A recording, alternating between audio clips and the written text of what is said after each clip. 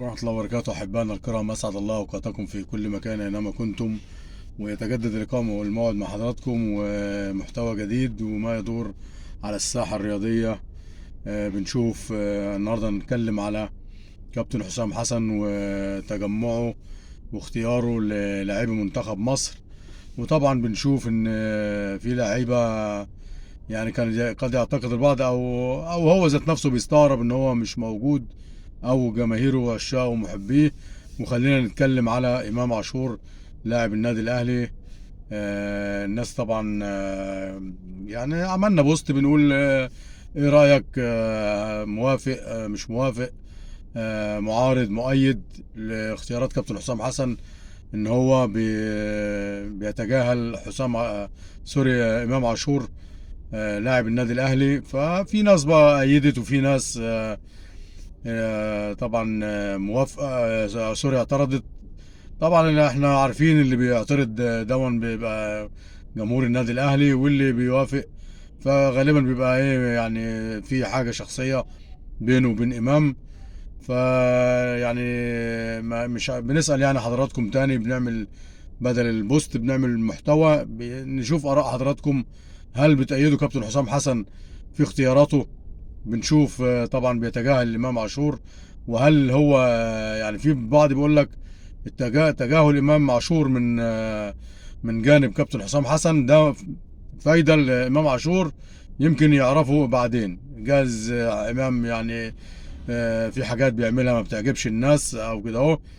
بس احنا كنا قلنا ايه، يا ريت الحكم على امام او اي لعيب داخل المستطيل الاخضر فحياته الشخصيه او كده هو ان ايه يعني ملناش دعوه بيها وكده هو، تخص كل انسان، كل انسان حر في حياته وكده هو.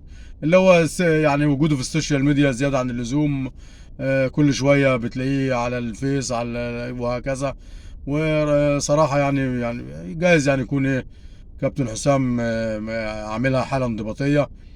وفي بعض الاراء بتقول لك ده هو امام ادعى ان هو مصاب ومش عارف، راح قعد يوم او تاني يوم ونزل التمرين في النادي الاهلي. فاحنا ما نعرفش بصراحة يعني الصح فين، او يعني خلفيات المواضيع دي. فيعني طبعا احنا مع كابتن حسام حسن قلبا وقالبا في اختياراته. بنشوف بيدفع بطاهر او بيختار طاهر، يعني من زمن بعيد ما شفناش طاهر محمد طاهر نجم النادي الاهلي. بصراحه الولد يعني مستواه بيزيد مباراه عن اخرى، وبيجبر كابتن حسام حسن ان هو يختاره مع تشكيله منتخب مصر. بنشوف ربيعه اللي هو اللاعب اللي هو كان فرحه بيقول لك خلاص على وشك، واجله اسبوع عشان خاطر كابتن حسام حسن. مش ربيعه بتاع النادي الاهلي، بتاع اعتقد مش فاكر يعني فوتشر او كده هو يعني، او تمام. في ناس جديده كابتن حسام بيضمها. كابتن حسام حسن بيقول لاي لعيب برساله غير مباشره: اجتهد هتلاقيني ان انا بقول لك تعالى. في ناس كتيره شفناها يمكن اول مره في حياته ينضم لمنتخب مصر ويمكن ياخد اللقب ده. ويمكن في ناس مش عايزين طبعا نتمنى لهم الاستمراريه، يمكن هياخد لقب نجم منتخب مصر المباراة دي. بس احنا برضو بنتمنى له الاستمرارية اي لعيب، وربنا يوفق كل ولادنا، مفيش مشاكل. فنسيب الفرصة كاملة للكابتن حسام حسن يا جماعة. وموضوع امام، نتمنى امام يبقى التركيز ويبقى اكتر واعلى في الملعب، تمام، ونشوفه ضمن ايه، منتخب مصر ولاعيبة منتخب مصر. بس انا يعني بتهيألي ان يعني لو في محفل رسمي او كده هو، يعني وجهة نظري التي لا قيمة لها، هتلاقي امام في يعني شد حلو شويه، هتلاقيه بعد كده في تجمعات، في اي حاجه مباريات مهمه وقويه. اعتقد يعني وجهه نظري اللي على قدها هتلاقي امام موجود. بس هو يشد حيله شويه، ونتمنى لعيبه كتيره بعدت عن منتخب مصر انها ترجع تاني، تمام. وكل التوفيق طبعا لمنتخبنا. نروح لموضوع تاني، موضوع الناس اللي بتفضل ترمي كلام زي العيال الصغيره ونجوم كبار محسوبين على يعني اسامي كانت في منتخب مصر على كابتن حسام حسن. يعني يا جماعه يعني ايه التهريج اللي بيحصل دون؟ وعلى الملأ كده مفيش كسوف، مفيش خاطر لصحوبيه لزماله ملعب لكابتنك لكده هون. لا، بنشوف الناس بقت خلاص يعني شالت برق الحياة زي ما بيقولوا بمنتهى يعني خلينا نقول السفالة والتجربة وقلة الأدب. وبيرموا كلام على كابتن حسام حسن عميد لعيب العالم. وعميد لعيب العالم دي مش دي حاجة بتبقى لايقة على واحد.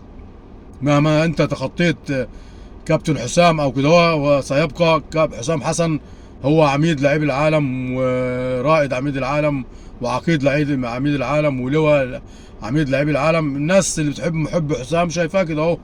لكن انت مهما عملت والكلام عارف صحابه، حجمك معروف ولا قبول سبحان الله يعني. تمام. حسام حسن جاي بشعبيه، باراده شعبيه جماهيريه من زمان، والناس بتطالب بكابتن حسام حسن. فكل واحد يعرف حجمه. واذا كنت مثلا يعني عيب ان احنا نقول مثلا ان انت راجل كبير واسم وكابتن بتفقد محبيك. وهل انت حد قلناها قبل كده في بوستات وكده، هل بيزقك ان انت يعني تعمل اسقاط على كابتن حسام حسن وشغل عيال صغيره؟ بصراحه بنشوفه من يعني يعتبر حارس دولي ولاعب دولي وكابتن يعني انت بتخسر جايز جمهور حسام ده في يوم من الايام تخش اي شيء ما مش هتلاقي جمهور حسام ده لما تعوزه. ليه بتخسر جمهور كابتن حسام حسن؟ انت كذا انت كذا، سيب الناس هي اللي تقول. تمام. ويعني بنلاقي امثله كتيره محترمه، يعني حازم امام، ابو تريكه، لعيبه كبيره فاهمني. فليه ما تحزاش حظو الناس دي؟ عيب الناس اللي هي بتخرج منها تفاهات وحاجات عبيطه عشان الترند وعشان برامج وعشان ده يعني. ما اعرفش انا اللي بالسهوله دي بتخسروا كابتن حسام حسن بالسهوله دي. نسيتوا مثلا زمالة الملعب، الراجل في شغله والناس جايه زي ما قلنا باراده جماهيريه وشعبيه ان هو يمسك منتخب مصر. مسكتوا ايه انتوا؟ مسكت نادي انديه مغموره وما كملتش ماتشين ثلاثه، مش هقول لك سوزن ولا دور اول ولا بتاع. ف يعني الناس هي اللي بتختار والناس هي اللي بتقيم. واتمنى تكونوا عارفين حجمكم يا اللي انا بتكلم عليكم، ومش هنذكر اساميكم. الناس عارفاكم بالاسم. وسيظل حسام حسن عميد لعيب العالم وقناص القناصين وهداف الهدافين. وكل الدعم طبعا من محبي كابتن حسام حسن. والناس اللي هي بتعمل اسقاطات وتفاهات عيب. احترموا تاريخكم واحترموا سنكم. والمشكله الناس اللي بتجيبكم على الفضائيات وبتطلعوا تهرتلوا. حسام حسن سيظل حسام حسن عميد لعيب العالم. وكل الدعم لكابتن حسام حسن. نرجع تاني لمرجوعنا، نتمنى زي ما بدأنا بإمام عاشور، نتمنى إمام عاشور تركيزك يبقى في الملعب. وكابتن حسام حسن بيدي أي حد زي ما شفنا فرصته. الراجل بيجيب بيشوف ده في تميز في اللعيب الفلاني اللعيب العلاني. ف بيدي كل واحد في حقه. لأن حسام حسن احنا عارفين حسام حسن راجل عدل، راجل مظبوط، راجل ما بيحبش اللوع. كل التوفيق لكابتن حسام حسن وربنا يوفقك كابتن حسام حسن. وواحد جاي عليا بس هقفل قبل ما يجي. والسلام عليكم ورحمه الله وبركاته. وكل تمنيات طيبه لكابتن حسام حسن وربنا يوفقك ان شاء الله. وانت راجل محترم، يعني ضميرك تمام، بتدي كل واحد حقه تمام. وكل التوفيق لكابتن حسام حسن. ونتمنى امام عاشور يظبط الكلام ونرجع نشوف امام عاشور تاني لاعب قوي، لاعب مفيد لمنتخب مصر. السلام عليكم ورحمه الله وبركاته. الكره مع نصر النور.